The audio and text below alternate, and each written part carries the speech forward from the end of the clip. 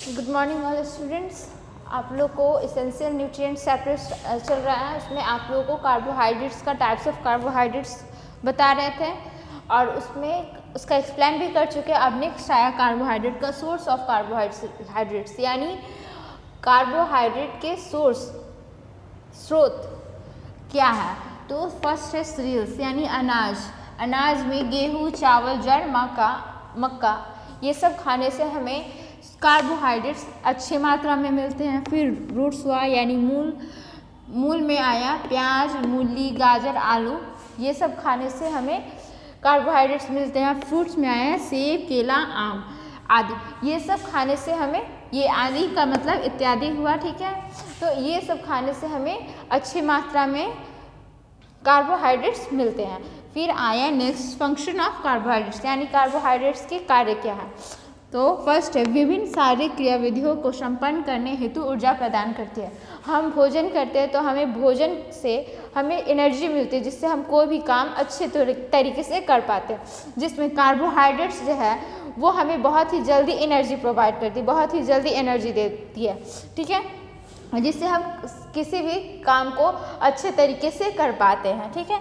तो वही है विभिन्न शारीरिक क्रियाविधियों को संपन्न करने के लिए कार्बोहाइड्रेट्स हमें एनर्जी प्रोवाइड करती है। फिर उसके बाद है इसके द्वारा वर्षा का ऑक्सीकरण किया जाता है।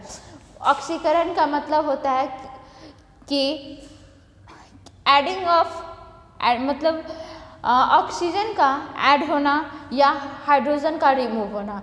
फिर एक और होता है कि कोई अदर सब्सटेंस का ऐड होना, अदर सब्सटेंस यानी एटम का मेटल का या फिर एटम का ऐड होना, ये केमिस्ट्री के अकॉर्डिंग है, ठीक है। तो इसमें वर्षा का यानी फैट का ऑक्सीकरण करना काम होता है कार्बोहाइड्रेट्स का, किया जा सकता है कार्बोहाइड्रेट के द्वारा ऑक्सीकरण। फिर है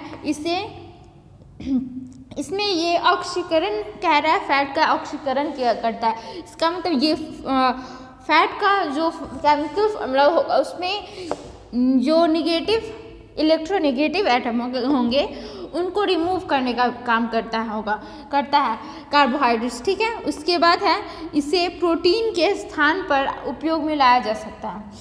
आप कार्बोहाइड्रेट्स के जगह प्रोटीन की जगह कार्बोहाइड्रेट्स ले सकते हैं।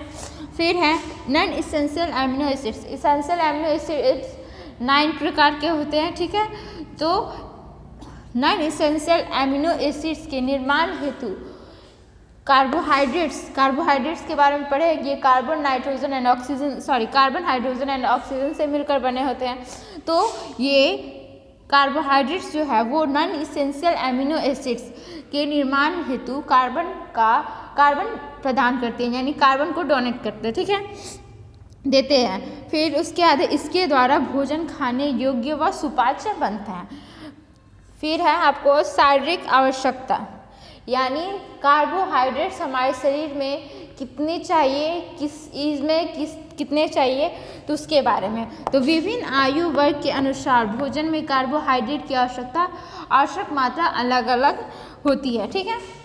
अब छोटा ही बच्चा है, उसको हम ज़्यादा जितना बड़े खा रहे उतना ही हम भोजन उसको करा दे तो उसके लिए काफ़ी हानिकारक हो जाएगा। तो ये कार्बोहाइड्रेट्स का जो मात्रा है वो विभिन्न आयु वर्ग के अनुसार अलग अलग होता है। फर्स्ट है आपको प्रेग्नेंट लेडी हो या फिर ब्रेस्ट फीडिंग मदर हो या फिर प्री स्कूल गोइंग चिल्ड्रन यानी 1 से 3 वर्ष के बच्चे जो होते हैं, 3 इयर्स के बच्चे, 1 से 3 इयर्स के वर्ष के बच्चे होते हैं, उनको 40 से 60% कार्बोहाइड्रेट चाहिए। इसका मतलब ये हुआ कि भोजन में जो जितना कैलोरी है उस कैलोरी का लगभग 40 से 60% जो है वो कार्बोहाइड्रेट होना चाहिए। फिर है एडल्ट या फिर स्कूल गोइंग चिल्ड्रन, एडल्ट हो या फिर स्कूल जाने वाले बच्चे, ठीक है, तो उन बच्चों को 50 से 70% कार्बोहाइड्रेट चाहिए, ठीक है। इसका वही कार्बोहाइड्रेट जो है वो टोटल कैलोरी का 50 से 70% होना चाहिए।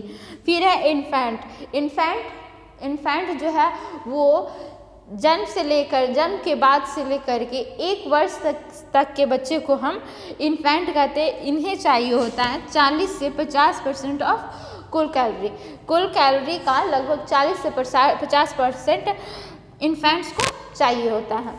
फिर इसके बाद है आपको लिपिड यानी फैट्स के बारे में आपको नेक्स्ट क्लास में बताया जाएगा।